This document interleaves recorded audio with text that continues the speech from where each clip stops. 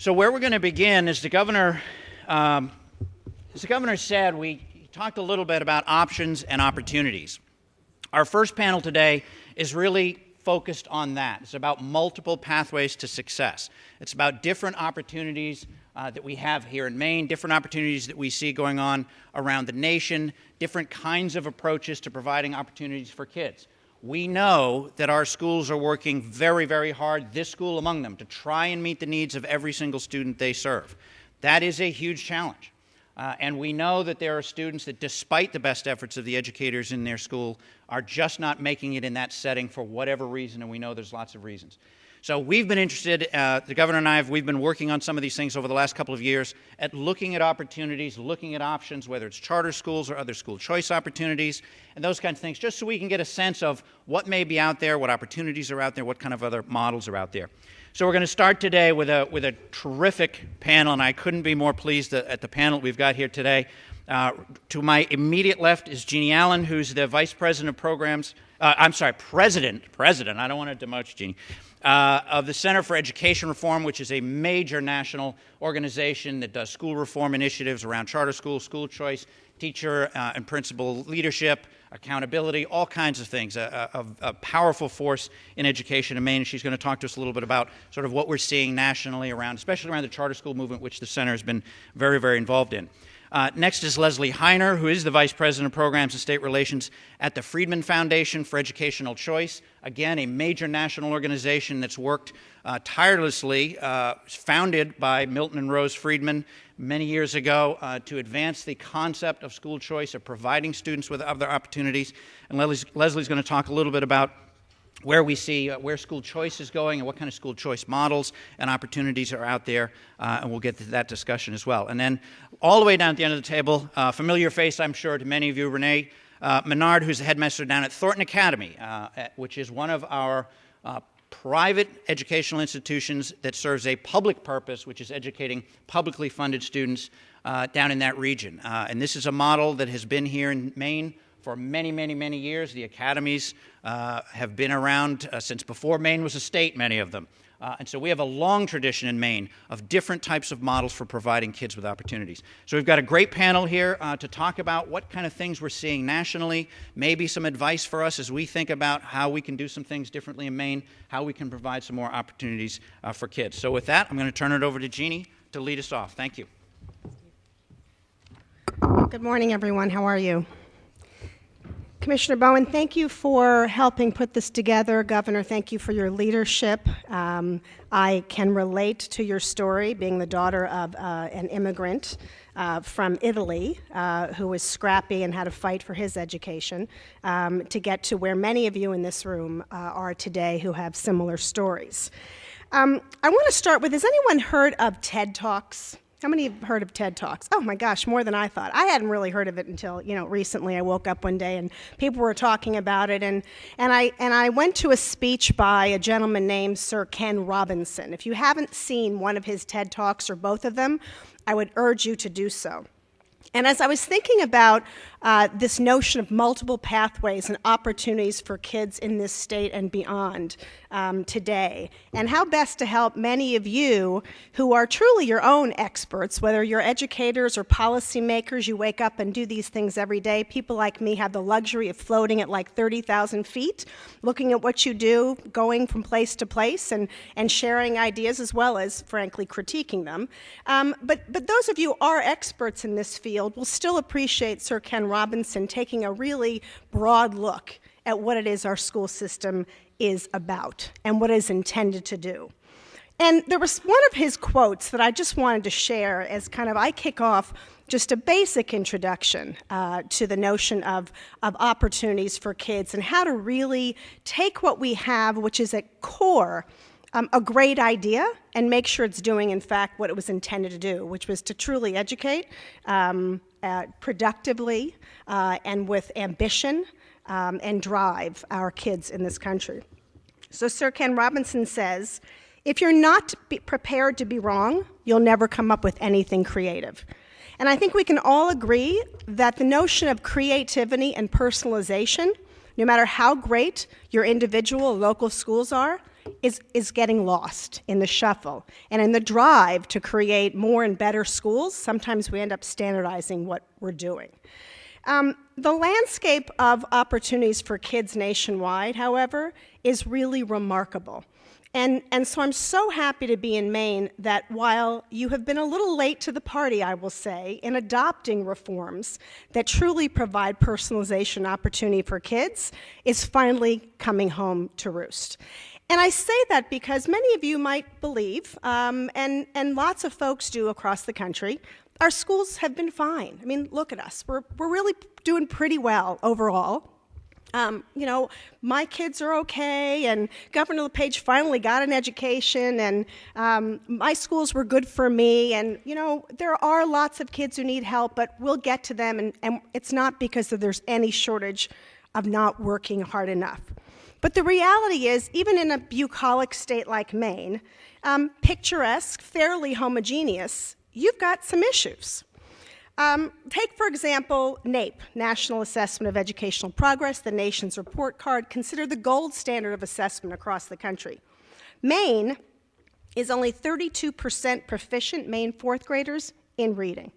32% proficient. Proficiency in fourth grade is, can they actually read a basic newspaper article, understand it, and be able to convey the thoughts in that article? Those numbers broken down, oftentimes people will say, well, those demographics, Jeannie, you know, I mean, we've got some kids were troubled. Well, actually, those demographics are 33% for white, 14% for black. And even though you're black and minority populations are small here, that's still a significant way behind.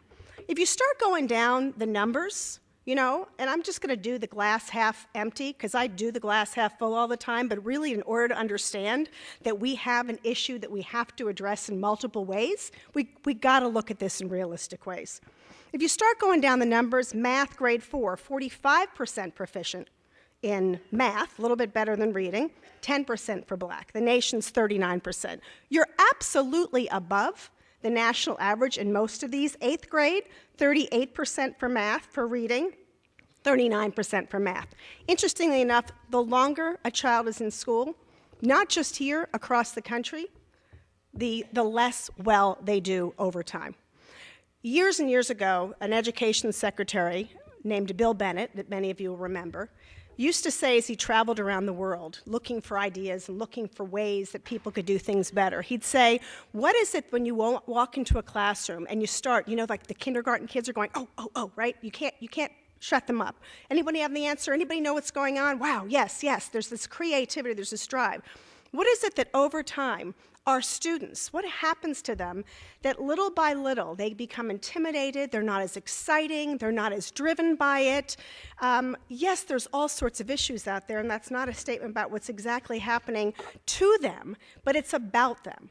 And so the notion of multiple pathways is, how do we create opportunities so that every child, no matter where they are, whatever happened in between kindergarten and 4th grade, where we're not catching them and driving them ahead every single year, what was it? Was it a lack of a personalization? Was it lack of recognition that perhaps they needed something different? Was it a smaller classroom, a larger classroom?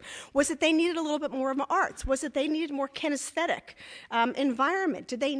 Were they more a visual learner? We know so much more today than when many of us were students about how we function and about how the brain works.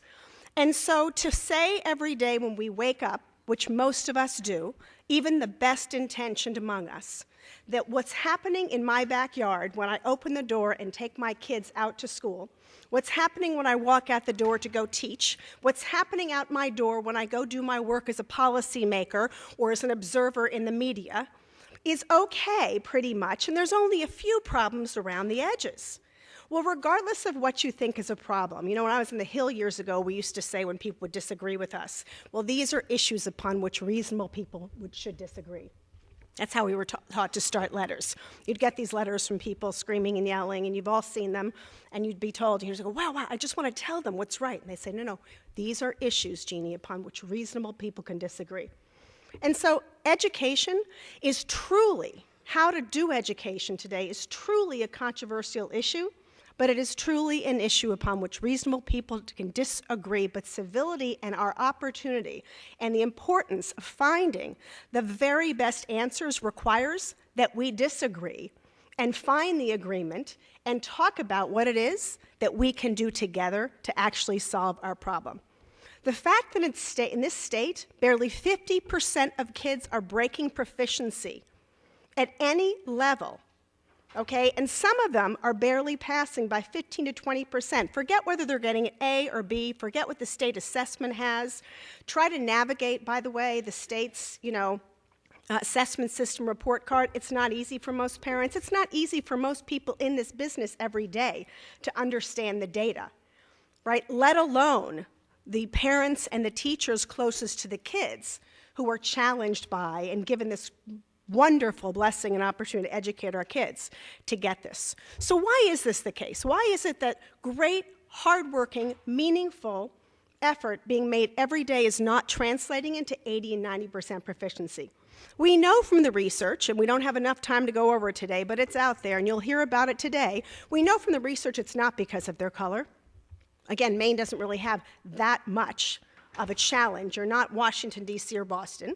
We know it's not necessarily because of their income level, because we know that great schools can actually narrow the gap as much as by a year to 2 that a child brings to school from the result of lower income or a lack of education among their parents, okay? So what is it?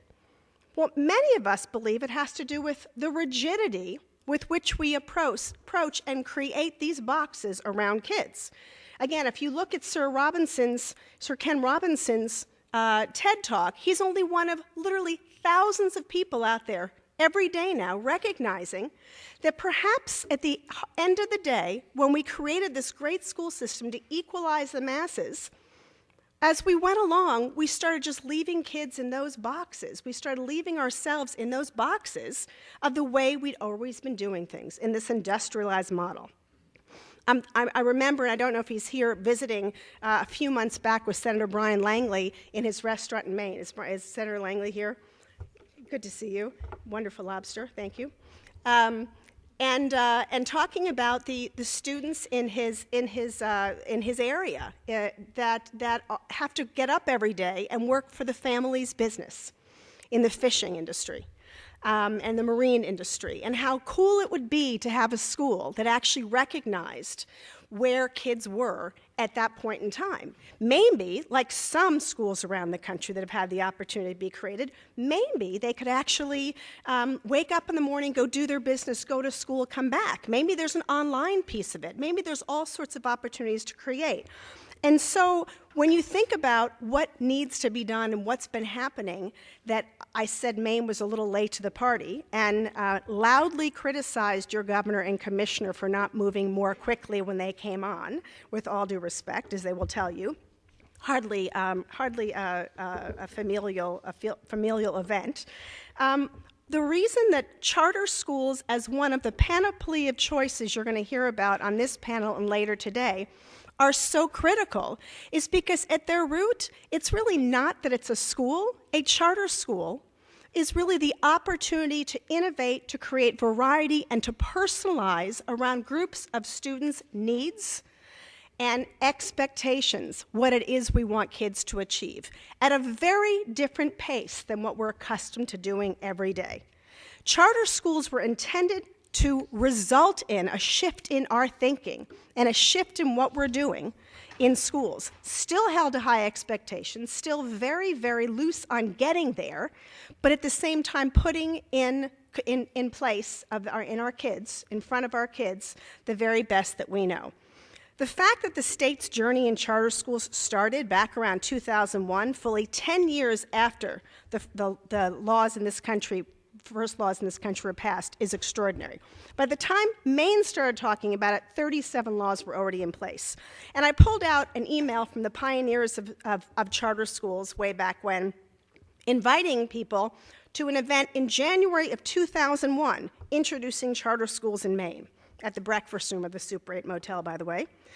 3 years later, nothing happened. 3 years later, 2004, Maine Board of Education is going to recommend a pilot program for charter schools, again, January that year. In a response to a request by the legislature, they're going to have a study committee, 2004. It would be another 10 years before you would all pass a law. And unfortunately, that one remains one of the weakest in the nation. Across the country, 40 states, 42 states plus the District of Columbia, now including you, have charter school laws, serving roughly 7,000 charter schools, serving roughly 2.5 million students. We know from 20 years of history what is working to create great opportunities for kids in these public schools of choice. One of many opportunities, one of many important efforts to revolutionize teaching and learning, putting teachers and parents first. Again, many other opportunities exist. This is one. But this is one that's actually demonstrated what we knew about effective school models 30 years ago, with some of the best teachers in this room knows, which is personalized education, teachers in control of their classroom, great leaders make a difference, and parents have a role to play. And when we don't engage them in the actual delivery of education, making those choices for their kids, and those things all together, we simply do not do well. Maine's law rests authority in a commission that is appointed, probably some of you in this room, by the State Education Department, as well as a handful of other people. It is capped at 10 over 10 years. That is like saying, we have no problem in this state. We're just going to cap the opportunities for kids because we really don't have that many we have to serve. It has worked at a snail's pace, with all due respect to the people in this room. And frankly, there's no model in the country that works well that Maine is based on. None. And we've worked around the country for a long time. I have lots of legislators walk up to me and say, hey, you know what, my state's unique. You know, we can't do it that way. My state's a little bit different. And every state might have different terrain. It might be a different size. You might have different industries. You might have all sorts of unique entities in the state. But there's nothing unique about knowing how to educate children well. There's nothing unique about having great structures and looking at models and best practice. So when you look at a Michigan or a Washington, D.C., or an Indiana, where your speaker, Tony Bennett's from originally, and you look at the fact that we are providing not only healthy choices with a wide variety of structures to help approve those charter schools, great charter school laws, which is, you've got this information in your packet, provide lots of pathways to authorizing, permit a wide variety of people and organizations to charter, invite the opportunity for everything from brick and mortar to online schools to become part of the equation, held to the same standards. And by the way, the great charter school states not only have a high degree of high quality charter schools, but they're actually getting along with traditional district schools as well. When you actually create a really large market for opportunity in the charter school market, from California to Michigan to Indiana to Florida to Washington, D.C., you see people working together, learning from one another, and accelerating the pace of student achievement, such that in those states, student achievement is up because of those charter schools by 10 to 12% in those reading and math key areas, and the college graduation rates, the retention rates, and the ability of students to actually have the personalized learning that even drives them into other professions, we are learning from tons of research, is remarkable. And so where you see healthy charter environments, they're not viewed as, unfortunately, they are here in Maine. And I read your news stuff every day, and I talk to people on the ground here like, oh my gosh, that's that idea. That's that fad. Charter schools are part of changing the way we do business in public education, just as opportunities to choose outside of the system are. And so why not join the parade, if you will, and the important revolution happening in public education across the country? Public education isn't public education because it's one system.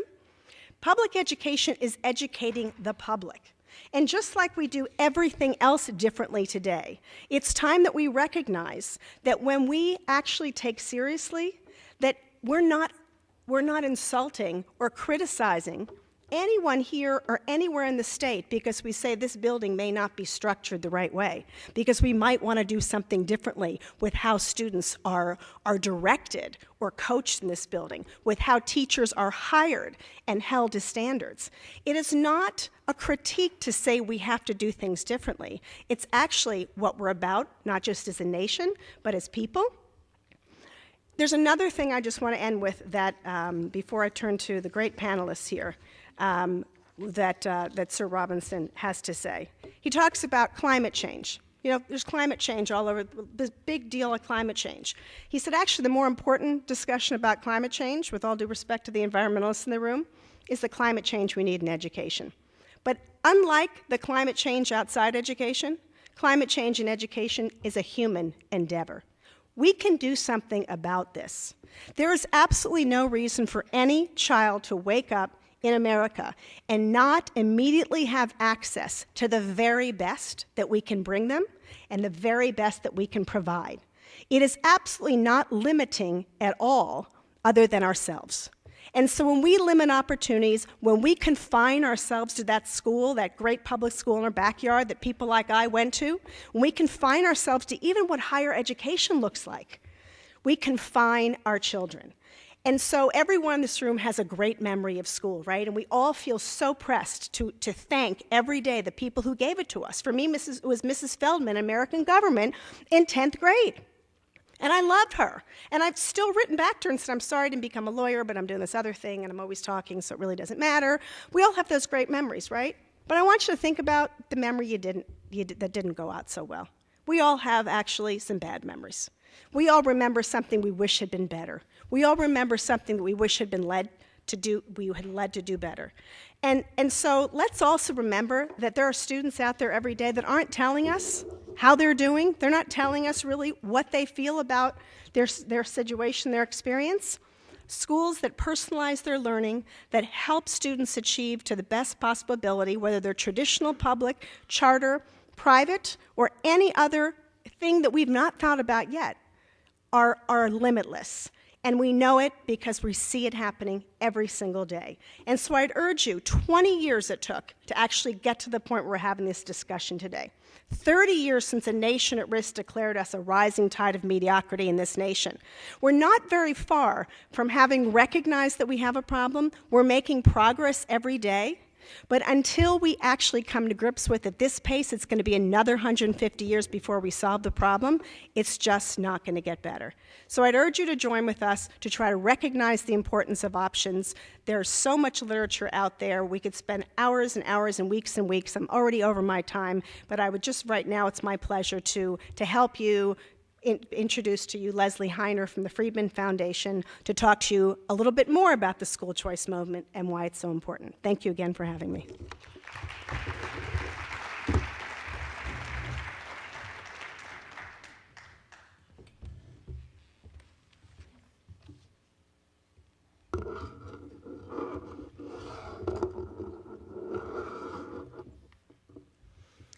Good morning. Thanks very much for the opportunity to be with you this morning.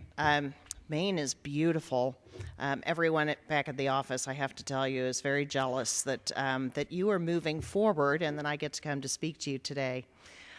We make a joke in Indiana that we don't have any mountains and we don't have an ocean, and so if you go to Indiana, you have to really want to be there.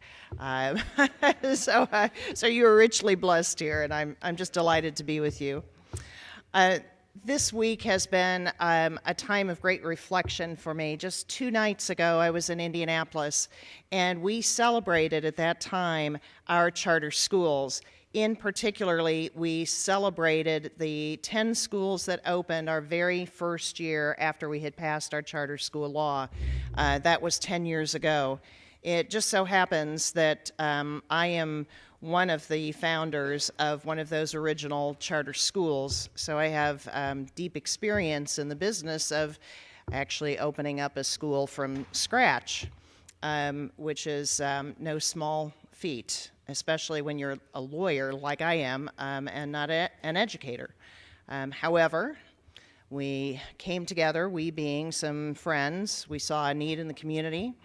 We were lawyers, we were accountants, IT guy, construction project manager. We basically were just a group of friends who saw a need and wanted to fill it, and we now had this new law that gave us the opportunity to do just that. So we figured it out. We got it done, and we went from a school that was about 120, 130 students to now serving over 1,000 students in 3 different buildings, and we are ranked as one of the best schools in the state. I just received word this week about one of our students who is applying to West Point and has a pretty good shot at getting in. Now, this is a student who came to us very far behind, years behind educationally, and really had no support at home. Nonetheless, that child is succeeding at a level that is, well, it would make you blush. I'm not sure that I could have qualified for admission to West Point back in the day. I'm quite certain that I couldn't have. But what was so stunning to me that evening was to see a room full of a few hundred people and realizing that these are the people first who started the movement from scratch, but then others who came in to continue to serve children, so that today in Indiana we went from just 10 schools that first year to now 75 charter schools serving over 30,000 students. Now, I must confess that brought a tear to my eye that evening in realizing that there are now 30,000 students in the state of Indiana who are receiving an education that is right for them, and they are learning. I think that's something to be proud of. I should also add that in Indiana we have the country's largest bachelor program.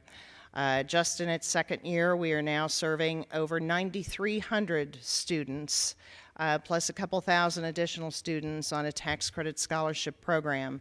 And again, as I see it, I see the faces of those children who came to many of our schools, as I said, far behind. I will never forget feeling so devastated by children who would come to our newly opened high school, say in the 10th grade in particular, 5 years behind.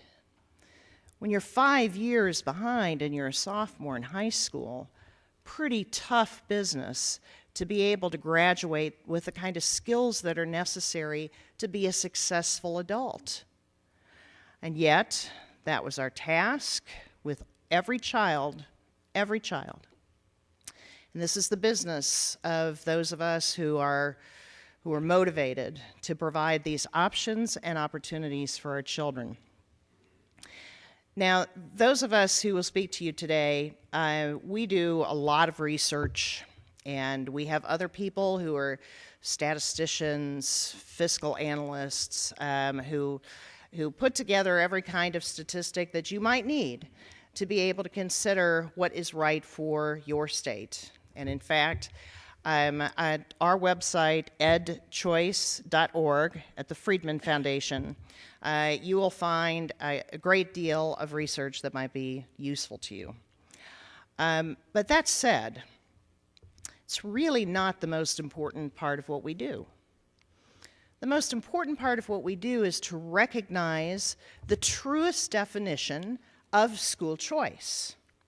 Is it a voucher program? Is it charter schools? Is it online learning? Is it tax credit scholarships? Is it education savings account, or the next thing that someone might consider and innovate to create to serve our children? No, that's not really it. Just as I told my school board, I chaired my charter school for 9 years. I was very quick to tell our teachers, our administrators, our board members, it's nice to be able to stand up and say, yeah, we have a great school, it's high performing. That's nice, but that misses the point. The point is that as the board chairman, I wanted to know that every child in that school was high performing, was succeeding, was receiving the kind of learning that was necessary for that child to grow, and again, to leave us one day and become successful and productive adults. That is the point of school choice. So for everything that you might learn, always remember this, that school choice is truly defined as happy families and successful students. That is the truest definition of school choice. So how did this get started? Milton Freedmen, who is our founder of the Freedmen Foundation, was a Nobel laureate economist. And in 1955, he was asked to study the way that we fund education. Of course, I think as we all know, education is a huge part of state budgets, in some cases, like in Indiana, taking up over half of all tax dollars go to education. At that time, Dr. Freedman realized that the system that we were still using at that time to fund education was an agrarian system. It was based heavily in bureaucracy and very light on choice and personal freedom of parents to decide what's best for their children. Dr. Freedman predicted back in 1955 that if the way that we fund schools was allowed to continue, that would ultimately result in mediocrity over time. Now, there are many of us who wish that was the only result. Dr. Freedman was sadly correct at the time. So in 1955, he published just a little article in a magazine talking about universal school choice, the right for every parent to send their child to any school without any barriers, with no limitation. That the provision in virtually every state constitution that says, we as a people shall fund the education of our children, that should mean that we fund their education, not that it's required that there's only one method for delivering that education, and that method should only be delivered by the state. Again, the element of providing choices for parents to choose what is best for their children is critical to Dr. Freedman's analysis that began all the way back in 1955. Very significant to understand that, just like those of us in this room, we don't all learn alike, neither do our children. Americans across the country are rejecting the mediocrity that we're seeing across the country. In fact, I'm happy to report that we already have a new school choice state this year. It's a little early this year, but there are some pretty highly motivated people in the state of Alabama. In the state of Alabama, they recently adopted a couple different tax credit programs to give their children more choices. And I can tell you, knowing them personally, they were highly motivated to take that leap of faith, to go forward, to do something powerful for their children. In fact, there are 41 school choice programs in 22 states. That does not include charter schools. That simply includes voucher programs, tax credit scholarship programs, and in Arizona, an education savings account. Now, the issue of vouchers rests solely on parental choice, that the state, in determining that there's a certain dollar amount that the state will agree to pay to fund the education of a child here in Maine. A voucher simply says that the parent decides where to use the money that the state has appropriated for their child. It's simply that. In most cases, the dollar amount is much less. Dollar amount that's actually spent is much less than the state might appropriate, simply because in many cases the cost of education in the private sector is a little bit less than it is in the public sector. This varies quite a bit, but that's the result that we're seeing. And so the bottom line is that we're also seeing great fiscal savings across the state or across the country from these school choice programs.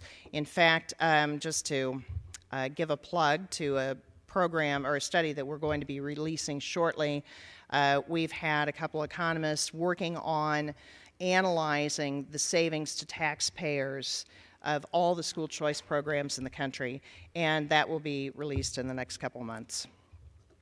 But the question always comes back to, no matter what's happening around the country, what about your own backyard?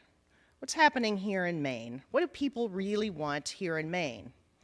Well, recently we commissioned a poll to ask that question. What do people in Maine want? We asked the question about universal choice. And not surprisingly, people who live in Maine are very much like parents in other states. And there's overwhelming support for unlimited choice. 67% here in Maine favored unlimited choice, no barriers. Now, currently, there are 90% of the students who are in public schools here in Maine. However, the poll also revealed that 64% would choose a private school. Now, if 90% of the students are attending public schools, yet 64% of their parents would choose to send them to private schools, what does that really tell us? Does it tell us that your public schools are bad? Not necessarily. Remember that school choice is about a child and making sure that a child is in the right place. Any one of your public schools may be the right place for any one of the children in Maine. But that needs to be the parent's choice. The person who understands that child and the child's needs more than anyone else, more than the state, more than any of us who are experts. No. It comes back to the family. That's really what's the most important. So school choice at its heart is simply this. A child is in school A. A child is not fitting in very well in school A and is not learning. The child moves from school A to school B. The child fits in, is comfortable, begins to learn, begins to excel. That's it. That is the entire process of school choice. Now, there are some who will say that if you allow that to happen, that public schools will collapse, that public schools will lose all their money, that it'll be a black eye for public schools. False. That is completely and totally false.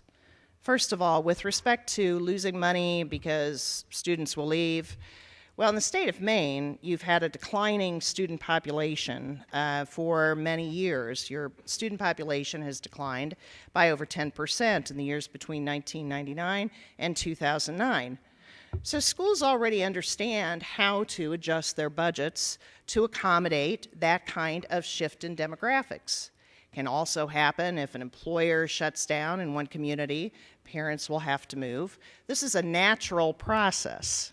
And in fact, the experience across the country has been very positive.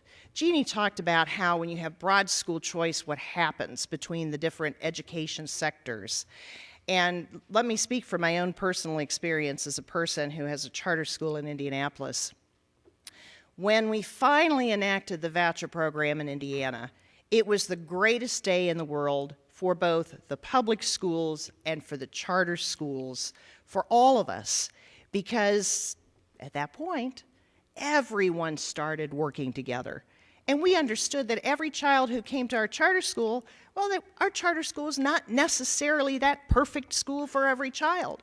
We know that it is for a lot of children, but we needed options also to help children find their own schools, if it was a school other than ours. So again, I come back to where I began, that school choice at its heart is about happy families, families that are happy when their children succeed, and successful students.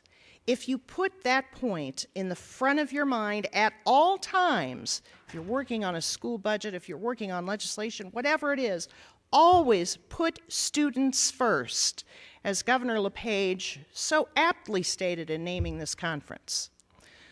You will succeed. And the Freedmen Foundation will stand ready to help you as you walk down that path. Thank you very much.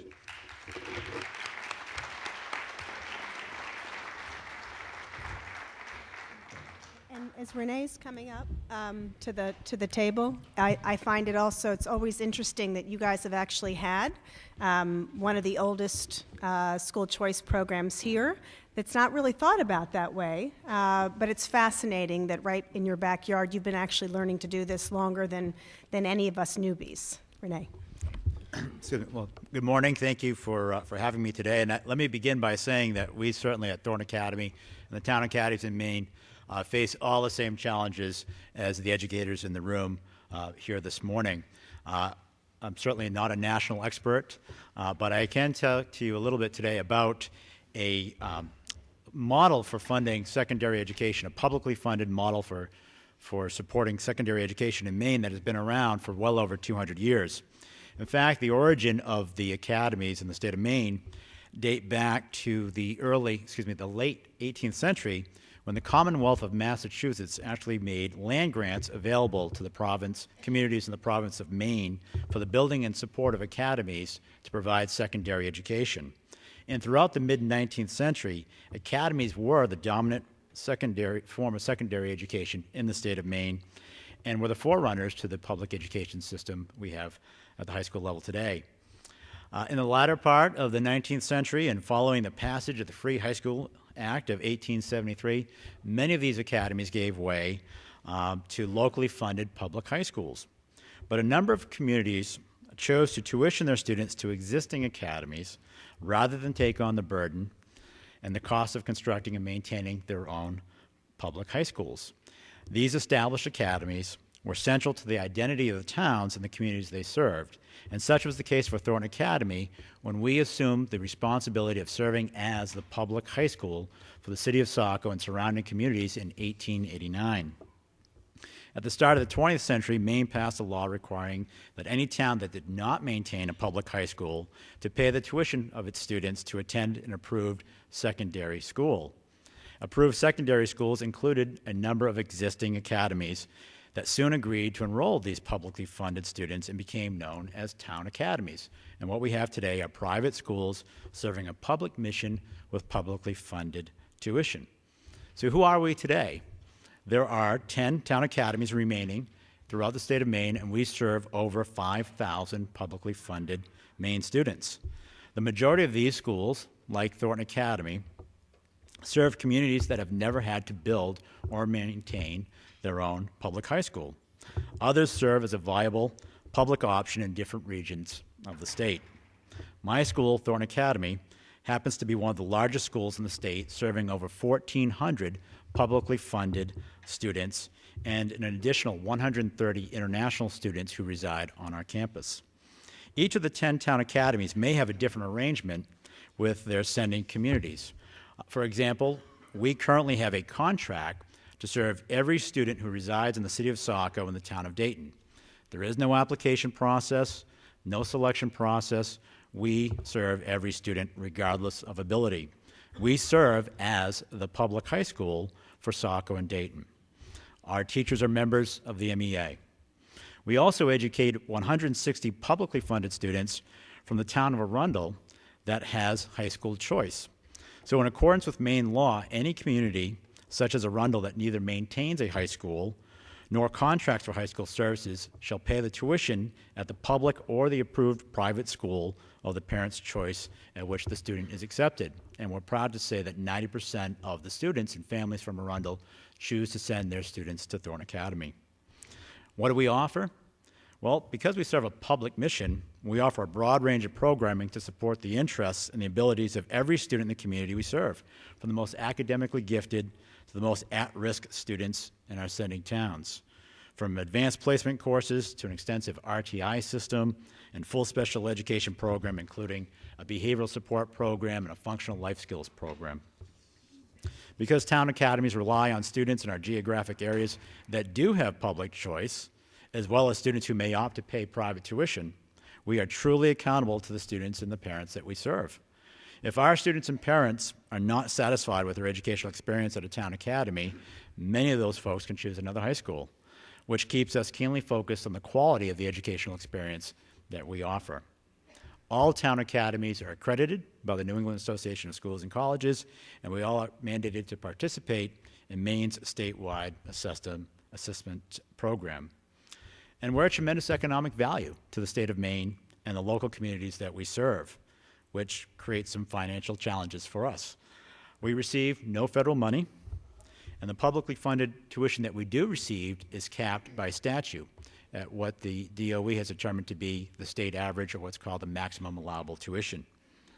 Unlike communities that fund public high schools, town academies do not have the option of raising additional tax dollars to cover the true cost of a comprehensive high school education, and we all know how costly that is. Instead, town academies must rely on raising private funds from our parents and alum to support our public tuition dollars. We can't offer a mediocre experience and expect our parents and alum to voluntarily donate. An even greater savings to the state of Maine and local taxpayer is the fact that town academies, in essence the public high schools for so many of our communities, are ineligible to receive any state funding for construction, facility renovation, and maintenance, or any other capital project. And without the power of taxation, academies cannot float local ponds for the millions of dollars it typically costs local taxpayers to renovate their public high schools. There will be a measure proposed this legislative session that seeks to restore a funding mechanism to ensure that Maine students who rely on town academies to provide their free and appropriate public education have the same facilities and educational opportunities afforded to other public high school students. And we're hopeful that the legislature will support that measure in support of the publicly funded students who attend our schools. As a graduate of a town academy and having worked at a town academy for 20 years, I firmly believe that it is the ideal public-private partnership. Our independence has allowed us to be creative, to be flexible, and adapt to the changing needs of our students and our communities. And that same independence and that lack of financial certainty has forced us to be entrepreneurial, as in our efforts to bring international students into the state of Maine, which we have at all 10 town academies, which we believe enriches the educational experience for our local students and also supplements the cost of education at no expense to Maine citizens. And because of that, and because of the challenges before us, we've been good stewards of our public resources. So our commitment to serving a public mission is who we are, and we are positioned to continue that mission as many of us begin our third century of educating Maine students. Thank you.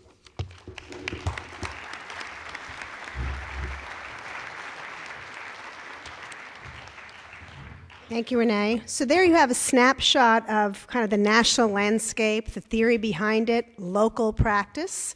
And I think, are we collecting cards or questions? I can, in the absence, great. Okay, you don't have any. So as you guys are coming up with questions to pass through, do you want to? I'll start Okay, with great. So we're still working out the kinks here, as you can tell. So you've got the cards, and if you want to write down a couple questions and send them up, we'll be coming around and collecting them. We're trying to get the lights right. We'll work on it.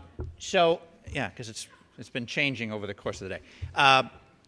While we're waiting for people to get some cards, why don't I start off with one just to sort of lead it up? And there we go. Okay, you asked, let there be light.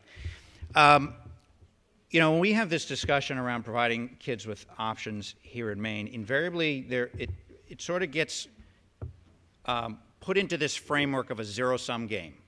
In other words, there are X resources, there are X number of kids, there are X number of teachers, and if we provide more options, even between public schools, there's resistance to even allowing kids to transfer from one public school to another public school, much less an academy, a private school, a charter school. There's this idea that choice, because it's a zero-sum game, it has to produce winners and losers. And that seems to be philosophically what I get when I discuss this with people who are not choice supporters. So I guess I would throw it open to the panel, and again, we'll collect some more questions as we go here. Just broadly speaking, how do you respond to that zero-sum game argument, that if a kid goes here, I lose and somebody else gains as a result of that? I'll start out, Steve. It doesn't happen, and that's what we've seen over and over again, that there are a million things that will change, but in the end, money does begin to flow past kids. Schools do adjust. Teachers end up doing more. and administrators end up finding different ways to actually compel students to achieve in very different ways. And so the evidence shows that's not the case. In reality, yes, there's going to be a shift in resources in the immediate future when this begins to happen. But those resources, as Leslie pointed out, fluctuate over time, the entire time we have enrollment fluctuations. There's going to be changes in how a teacher or administrator is doing their job. There's going to be challenges in collecting paperwork and collecting data. Those are not obstacles when you look at the what really is the goal. I'm happy to address this issue because I think it's very important for us to understand that, as Steve said, when you start talking about some win and some lose, there are winners and losers, who are we talking about? We're talking about adults. We should be talking about the students. I want the game where the students are in the win-win situation. And for those of us who are the adults in the room, if our life becomes a little harder because we have to work harder on our budgets or we have to make some adjustments, well, let's do that. That's part of what it means to be in education, public or private. We know that going into it. We understand that this is not a game for weak people. It's tough. It is tough to be an educator. It's a great challenge. It's a great reward. But that's okay. That's okay, as long as we're focused on our children winning. Let's let it be the game for children winning. Renee. Thanks, Steve. Well, I can tell you, as someone who has to worry about resources every day, it is important. We're all the academies, public high schools. I think we're all in this together. And as we see scarce resources, it is very challenging because our students are coming to us with greater needs, and we continue to find ways to stretch those dollars. I think we ought to go forward in thinking about ways that we can collaborate with one another that don't create winners and losers. And in fact, I was just chatting with the superintendent of our neighboring school, neighboring high school, for whom we've had a 150-year rivalry. And we've been talking about ways that we can collaborate. For example, we offer a number of AP courses. Well, if we're offering AP Calculus AB, we might have 10 students, 12 students in that class. That means there are 10 empty desks in that class. We're going to teach that class whether there are 10 students or 15 students. And so why not? If our schedules align, why not? We welcome those students. Come in and sit in on that AP course. It costs us nothing. And conversely, if they have an opening in a culinary arts class or something that we may not offer, if our schedules allow, why not do those sort of things? So I think there are ways that do provide options. They provide choice for students and parents, and yet it doesn't pit school against school. And in many ways, it doesn't cost anything. And so I think that's one way that we ought to begin. And if I can just add something too, you look around the country, 46% of students in Washington, D.C. are currently in public charter schools. In Kansas City, it's close to 26%. The state of Arizona, it's close to 5%. You start looking at where this has actually been going on, and you can see a real live laboratory in play. And again, what you see is students actually coming back into school, right, and excelling and rising through the system at a much accelerated rate, which we've actually had administrators saying they're getting more support and more resources, because when you can say that you're educating more kids, the public has to pay for it. And so students coming back into, we've actually, for a long time, the folks at the Center for Education Reform, we embrace all reform efforts. But for a while, the voucher folks were kind of mad at us, because in the charter school sector, we were bringing people back from private schools into public schools. And the public school system was actually gaining resources. And over time, as vouchers and tax credits have become more popular, we've seen there's actually really a shift in the way we're distributing resources. And so the zero-sum game, it feels that way intellectually, practically. Come to any community or state, and we're happy to help you find out where those are, and you'll see just the opposite. Great. Well, I've just been handed some, but before I get to these, let me throw out one other thing that I get in terms of feedback. and that's about accountability. And you know, I know, for instance, when charter schools were enacted here, there was a lot of criticism that we heard, well, they don't have elected school boards, and so they don't have the same kind of accountability that conventional public schools do. And the academies, of course, are private, and so what's their accountability? And if you're using all these models, you're holding the public schools accountable. You're doing, you know, you're testing them, you're putting their scores in the newspaper, you've got all these accountability provisions under the law. And when we have school choice, you're going to let anybody open, and there's not accountability for the charters, there's not accountability for the privates. How do you respond to how accountability gets generated in a choice environment? Well, I can speak to the town academy model, and certainly, as I mentioned, we all participate in the statewide assessment system, and so our SAT scores are on the DOE website, our graduation rates, our dropout rates, all of that is public information, and we certainly welcome that. Again, we serve a public mission, and we serve the diverse student body of our geographic region. So certainly, we're accountable. We are involved in all those assessments. And we have parents who are going to let us know whether or not they're happy with the education that we're providing them. And in addition to that, we do have some, and it varies from town academy, that do have choice. And parents are going to vote. If they're not happy with what we provide, they're going to vote with their feet. And so that certainly keeps us on our toes. Anything else for that? Yes, from the accountability standpoint, let me address the elected board issue with charter schools. We do not have elected boards for charter schools in Indiana, and I think that would be actually a pretty bad idea. What we found, and I find this actually from state to state, with elected boards, if you as a parent are not getting quite what you want out of your elected board, then well, I don't mean to disparage politicians, but you can say, well, I was elected with a majority of votes, and so I'm answering to my constituents. When you were not elected, yeah, there's nowhere to go. I can tell you, I was not an elected school board member, and if anyone had an issue, it was real personal to me directly. The point that you raised about parents who will come in and they will tell you how they feel. It almost seems that with the charter school boards, there's a greater openness on the side of parents to do that because we're not elected.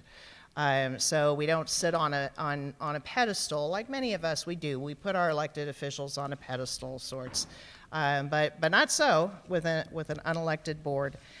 In terms of accountability, I think that's really a very much a local and state question. In Indiana, 30 years ago, our private schools decided that they wanted to participate in the statewide test that all the public schools took. Now, the reason why they did that is because 30 years ago, there was an idea that circulated that, well, we weren't sure if these private schools were really as good as our public schools. And they didn't like that. So they had to find a way to prove themselves and decided, well, we're going to take the state test and let the chips fall where they may. We'll see how we measure up against the public schools. And that was their voluntary decision to do that. That's right for Indiana. I can tell you that in at least 20 other states, that's definitely not the right way for them to go. So you need to think about what your parents want, what they want to see. If everyone in the state is taking the statewide test, does that change anything? Does anybody care about it? Is there value to that? Does that help a parent in any way? Once again, even with this question, what do you put in front of you? That student. What will serve the needs of your students? Let that guide any decisions that you make, including the one regarding accountability. All right, I've got a couple questions. We've got about 5 more minutes here, and then we will take a break, so we'll give you a chance to stretch your legs before we move to the next panel. And this one maybe is related to that, and it's interesting, and I don't know quite what to make of the question, but it says, how do you address the greed in the education marketplace?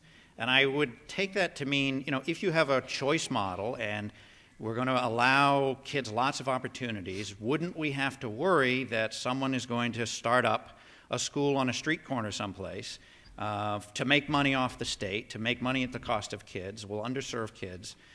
Is that something that we, you know, don't we have to worry about profit motive and people taking advantage of families and those kinds of things? Let me try to take a stab at that one, Steve. You know, Central Michigan University, one of Michigan, permits all public universities to become authorizers.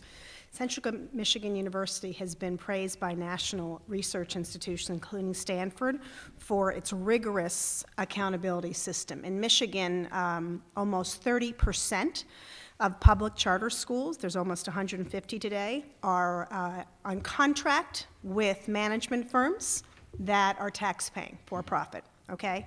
And for a while, people were like, wow, that's a lot. There must be a lot of people making a lot of money in Michigan.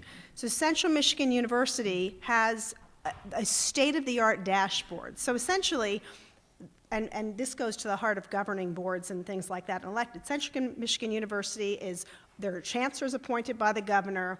They set up an independent chartering entity that their only job is, when they wake up in the morning, is to look at charter schools, to take applications, to monitor, to manage, to make sure they're compliant with state and federal regulations. They take applications, they review them for whether or not that they actually meet kids' needs. Do the teachers have the capability of doing X, Y, Z? Do they have a special ed plan? What's their facilities? On and on and on. They have a dashboard that at any given time they can look at the teacher qualifications, they can look at where the students are, and they can look at finances and audit.